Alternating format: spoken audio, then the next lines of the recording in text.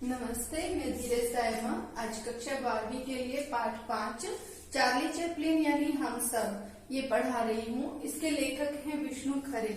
सबसे पहले हम ये जो पाठ का शीर्षक है इसी को ही डिस्कस करते हैं। चार्ली चैपलिन पाश्चात्य एक कलाकार हुए हैं, अभिनेता हुए हैं और उनके बारे में कहा है वो यानी हम सब। मतलब उन्होंने जिस प्रकार का अभिनय अपने फिल्मों में दिखाया है उससे ऐसे लगता है, लेखक का ये मानना है और हमारा भी यही कहना है कि उन्होंने जिस प्रकार का अभिनय अपनी फिल्मों में दिखाया है वो ऐसे लगता है जैसे वो उनकी कहानी नहीं, उनकी फिल्मों की कहानी नहीं, हमारे ही वास्तविक जीवन की कहानी है। क्योंकि जिस प्रकार से मनुष्य के जीवन में खुशी, दुख, सुख, दुख, धूप, छांव आती रहती हैं, उसी प्रकार से उन्होंने भी अपने इस अभिनय के द्वारा लोगों को यही दिखाना चाहा है कि एक बार उन्होंने करुणा को दिखाया। करुणा मतलब थोड़ा सा उनका दुख का भाव जो था उसे दिखाया है। उसके बाद में हास्य को दिखाया है। तो सुख दुख दोनों ही एक सिक्के के दो पहलू के समान होते हैं, जीवन में आते जाते रहते हैं। और उसी प्रकार से हमें ऐसा लगता है कि चार्ली चैपलिन ने जो अभिनय किया वो हमारे जीवन से संबंधित है। सबसे पहला पॉइंट यहाँ पर बनता है कि यह पाठ लेखक की लीक से हटकर साहित्य रचना है। लीक से हटकर क्यों है?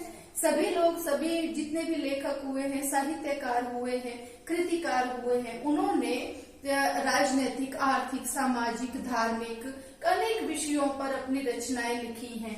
लेकिन जो फिल्में हैं उनके बारे में बहुत कम लिखा गया है।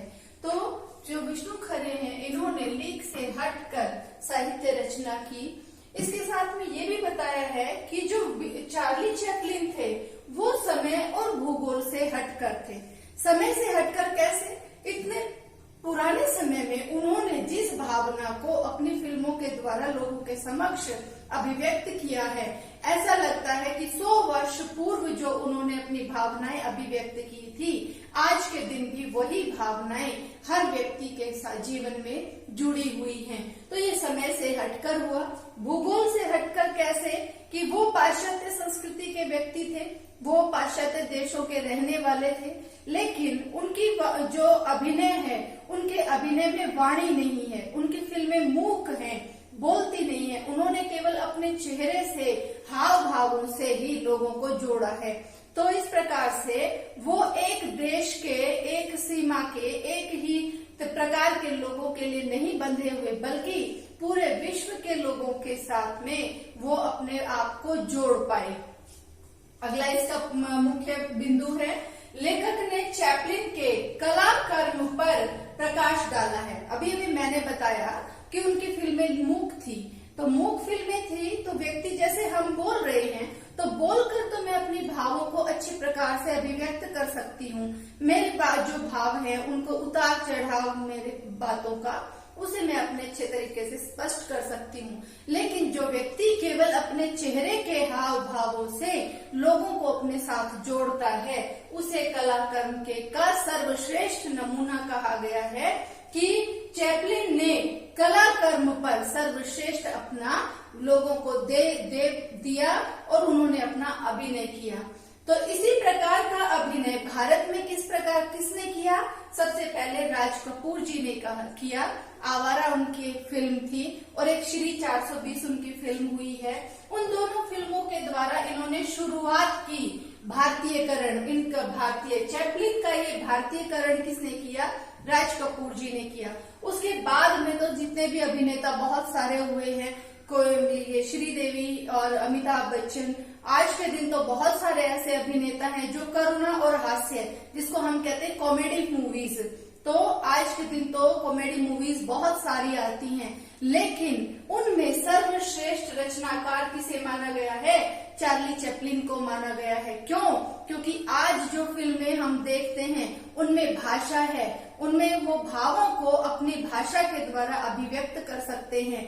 लेकिन चार्ली चैपलिन ने अपने भावों को बिना भाषा के केवल चेहरे के हाव भावों से अभिव्यक्त किया था। अगला इसका मुख्य बिंदु है, उनका अभिनय भाव प्रधान है। वही बात जो अभी मैंने बताई है कि वो भावों से उन्होंने अपने आप को अभिव्यक्त किया। इसी कारण वो सार्वभौमिक हैं। सार्वभौमिक मतलब पूरी धरती को अपने साथ में जोड़ पाए हैं, अर्थात उनकी कला केवल पाश्चात्य संस्कृति के लोगों के लिए नहीं थी, बल्कि पूरी धरती के जितने भी लोग जहाँ जहाँ भी दूरदर्शन या टेलीविजन की पहुंच हो पाई थी उस समय पर भी, और आज भी जहाँ पहुंच हो पाई है वहां तक भी लोगों ने चार्ली चैपलिन को देखा है और उनकी सराहना की है। इसके जो में मुख्य बात है भाव प्रधानता, उसके दो प्रसंग मैं बता देती हूँ। जैसे यहाँ पर बताया है कि करुणा में हास्य। एक बार उनके जीवन की घटना है कि वो अपने घर में बैठे थे और उन्होंने देखा उनके घर के पास में एक मवेशी खाना था जहाँ से कि लोग जानवरों को पकड़कर काटने के लिए ले जाते थे, भेड़ों को स्पेशली। तो वहां पर एक भेड़ को, उनको बहुत सारी भेड़ों को लेकर जा रहे थे, पकड़कर ले जाने वाले एक भेड़ छूट गई और वो गली में ऐसे घूम रही थी। लोग उसको पकड़ने के लिए दौड़ रहे थे, तो लोग जब दौड़ रहे थे सड़क पर तो लोग गिर रहे थे, एक दूसरे के ऊपर गिर रहे थे, उनको हंसी छूट गई। तो ये हुआ हास्य की बात।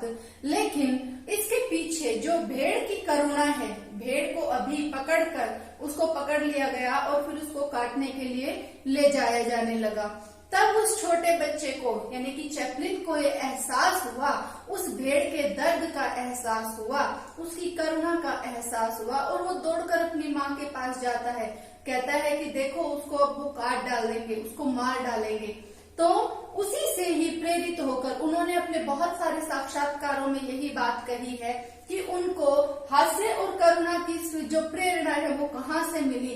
उस भेड़ का भी उन्होंने जिक्र किया है कि वहां से उन्हें वो प्रेरणा मिली कि किस प्रकार से लोग हंस रहे थे, लेकिन उसमें वास्तविकता क्या थी, उसमें जो पीछे करुणा छिपी हुई थी उसका वर्णन किया है। एक दूसरी घटना, एक बार चैपलिन को बुखार हो गया था तो उनकी माँ उन्हें बाइबल का जो ईसा मसीह का सूली पर चढ़ाने वाला प्रसंग है वो सुना रही थी। तो जब वो ईसा मसीह को सूली पर चढ़ाने वाली जब बात घटना आती है, वहां तक आते आते दोनों माँ और बेटे दोनों रोने लग पड़ते हैं। तो उसलिए वहां पर उसके जो अभिनय में करुणा दिखाई है वो उसे वहां से मिली। अगला इसमें मुख्य बिंदु है, उन्होंने वर्ग और वर्ण व्यवस्था को तोड़ा। बहुत अच्छी बात कही है, वर्ग व्यवस्था अर्थात क्या हुआ कि ये एक मध्यम वर्ग के लिए है, ये निम्न वर्ग के लिए है, ये उच्च वर्ग के लिए है, ऐसा कुछ नहीं। अमीर गरीब, जो मानसिक रोगी हैं, जो बहुत बड़े डॉक्टर हैं, साइंटिस्ट हैं, वैज्ञानिक हैं, सभी ने उनकी फिल्मों को देखा। और वर्ण व्यवस्था, अमीर गरीब सभी ने उनकी फिल्मों को देखा। किसी धर्म से संबंधित नहीं थी उनकी फिल्में, वो सभी लोगों के लिए थी। तो उन्होंने वर्ग तथा वर्ण व्यवस्था को तोड़ा।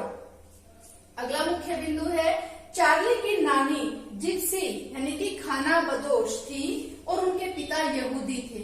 उनके जीवन की जो मुख्य घटना है, कई बार ऐसा पूछा गया कि उन्होंने अभिनय क्यों किया। सबसे पहली बात, जो चार्ली थे वो एक परित्यक्तता, मतलब कि एक छोड़ी हुई, उनकी माँ थी सिर्फ, पिता उनके साथ में नहीं थे, और केवल माँ जो है वो भी मध्यम दर्जे की अभिनेत्री थी, और पिता के छोड़ दिए जाने की वजह से उनकी मानसिक हालत जो थी वो असह्य नहीं थी।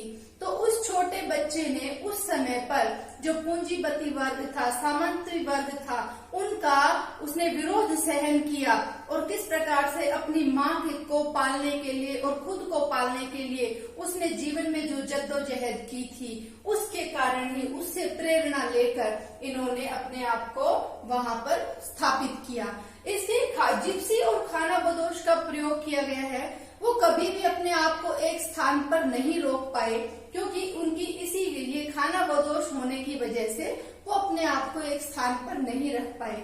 इसके बाद में अगला जो है, सामान्य जीवन जीने वाले असामान्य कलाकार। उन्होंने कभी भी गर्व, वो बहुत ज्यादा पैसे, इतने करोड़पति होने के बावजूद भी उन्होंने अपने आप को, आपने कभी अगर किसी ने पिक्चर देखी हो इनकी तो देखिएगा कि वो जब भी कोई बहुत बढ़िया काम कर रहे होंगे तो उस काम को करते करते बीच में कोई गड़बड़ कर देते हैं, ताकि फिर वो नीचे बाद में गिरावट की तरफ आ जाते हैं। ये क्यों उन्होंने दिखाया है अपनी हर पिक्चर में, क्योंकि वो अपने आप को कभी भी बहुत ऊंचा लोगों के सामने प्रस्तुत नहीं करना चाहते।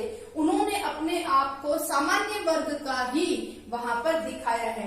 तो सामान्य जीवन जीने वाले असामान्य कलाकार की साधारणता से जोड़ती हुई ये कहानी है। अगला है एक ये शब्द है औद्योगिक क्रांति। औद्योगिक क्रांति मतलब उद्योग धंधों में क्रांति। तो जो साधन परिवर्तन थे उस समय की ये बात है जब चार्ली चैपलिन जिस समय पर उनके साथ में जो भेदभाव हुआ, उनको लोगों ने दुत्कार दिया, लोगों ने उनका तिरस्कार किया, उसकी वजह से उसने उससे प्रेरणा लेकर अपने जीवन को आगे बढ़ाने का प्रयास किया। पूंजीवाद, धनी लोगों की पक्षधर व्यवस्था। जब भी एक प्रश्न इसमें बनता है कि चार्ली अपने आप को कब गर्वोन्मत्त महसूस करते हैं, जब वो दूसरों पर हंसते हैं तब वो अपने आप को गर्वोन्मत्त महसूस करते हैं।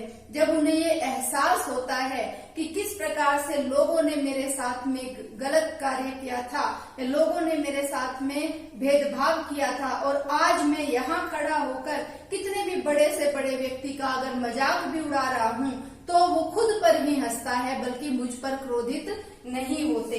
उसके बाद है जिप्सी। जिप्सी कौन होते हैं? अभी हमने पीछे पढ़ा खाना बदोश और घुमक्कड़ जाति।